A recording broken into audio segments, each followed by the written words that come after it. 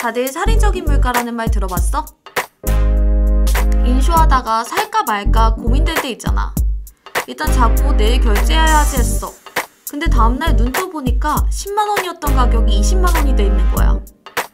진짜 끔찍할 것 같은데 이거 실화야.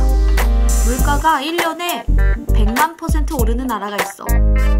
남아메리카 최북단 베네수엘라라는 곳이야. 우리나라에는 미녀가 많은 나라로 알려져 있지. 여기에서 도대체 무슨 일이 벌어졌길래? 국제통화기금 IMF가 올해 12월까지 베네수엘라 물가가 100만% 오를 수 있다고 발표했어. 100%도 아니고 10,000%도 아니고 100만%. 지난해 예측된 2018년의 물가 상승률이 13,000%에 불과했는데 말이야. 이런 사태를 하이퍼 인플레이션이라고 해. 정부에서 과도하게 돈을 찍어내다 보니 한 달 새 물가가 50% 이상씩 뛰는 거야. 결국 통제 불가능한 상태가 되는 거지. 설명만으로 감이 잘 안 온다고? 지난해 살충제 계란파동 기억나? 살충제 계란을 전량 처분하면서 계란값이 한 달도 안 돼서 100% 이상씩 뛰었어. 계란이 아니라 금란이었지. 이후에 수급이 늘면서 금값 계란 사태는 진정됐지만 이 나라에서는 이런 일이 매일매일 무서운 속도로 벌어지고 있는 거야. 베네수엘라 사람들은 우리가 평생 꿈도 못 꿀 정도의 화폐를 매일같이 세고 있어. 화폐 단위는 볼리바르인데 작년까지만 해도 최고 화폐 단위가 100볼리바르였거든? 근데 올해는 1100 뛴 10만 볼리바르로 바뀌었어. 문제는 새로운 화폐 단위를 마구 찍어낼수록 물가 상승분을 따라잡기는커녕 오히려 물가가 폭등한다는 거야. 이곳의 한 달 최저임금이 500만 볼리바르야. 정부에서 밝히기로는 이게 40달러 수준인데 실제 암시장에서는 말도 안 되지. 1달러도 안 되는 값어치야. 이걸로는 암시장에서 돼지고기 1kg도 사기 힘들다는 게 현실이야. 지난해 블룸버그가 조사한 커피 가격이 200만 볼리바르였으니까 지금쯤은 한 달 일해도 커피 2잔 사기도 힘든 상황이 됐겠지.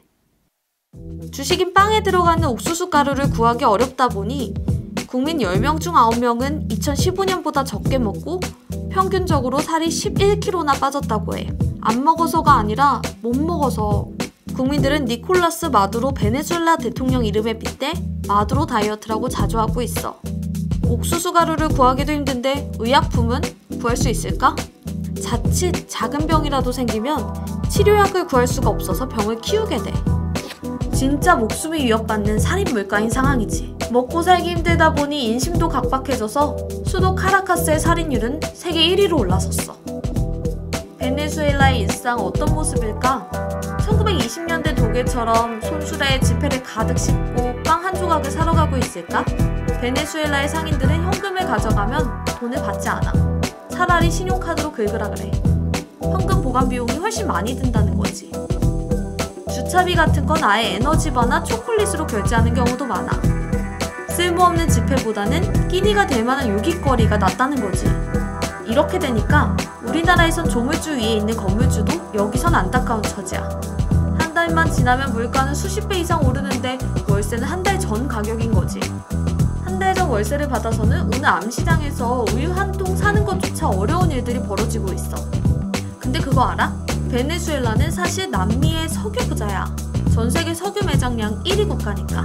수출의 96%를 석유가 차지할 정도였지. 하지만 지금은 그 넘쳐나는 석유를 가지고도 끼니를 고민해야 할 지경이야. 2014년부터 국제유가가 떨어지기 시작해서라고? 그것만으론 이유가 안 돼.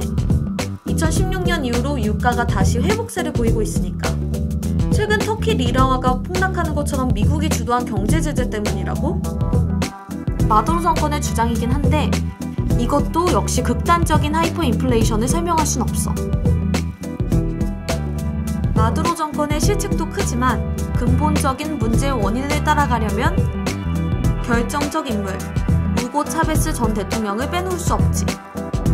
지금은 고인이 된 차베스, 1999년 처음 정권을 잡고 2013년 사망하기 전까지 그가 가장 힘을 쓴 정책은 빈민 정책이야. 오일머니가 많은 나라다 보니 맘껏 포퓰리즘 정책을 펴는 데는 제약이 없었어. 빈민층 200만 가구에 무상으로 집을 지어주는 미션 비비엔다를 실행했고 밀가루, 식용유, 화장지 등 물가를 좌우하는 필수재는 빈민층도 쉽게 살 수 있도록 공급가를 완전히 통제했어. 그러다 보니 국내에서 필수재를 생산하는 공장은 남는 게 없으니까 문을 닫았고 필수재는 수입에만 의존했지.